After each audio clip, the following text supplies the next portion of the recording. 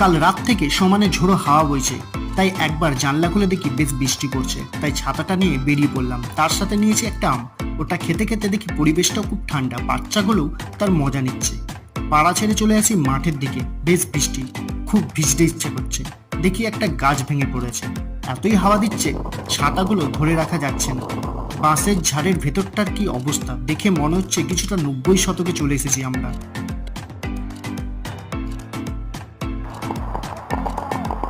তারপর আসি এমন একটা জায়গায় যা বৃষ্টি অর্ধেক তো কাকস্নান হয়ে গেছে প্রায়। এখান থেকে চলে যাই খেজুর পাড়তে। অবশেষে একটা খেজুর পাই, সেটা কারোর সাথে শেয়ার না করে নিজেই খেয়ে ফেলি। তারপর সুমন আমাদের একটা স্মল পার্টি দেয়, যেগুলো ঠিক এইভাবে খেয়ে ফেলি। খাওয়া দাওয়ার পর বাড়ি যাওয়ার পথে আমার চপ্পলটা ছিঁড়ে যায়, আর তখন আমি বাড়ি চলে যাই।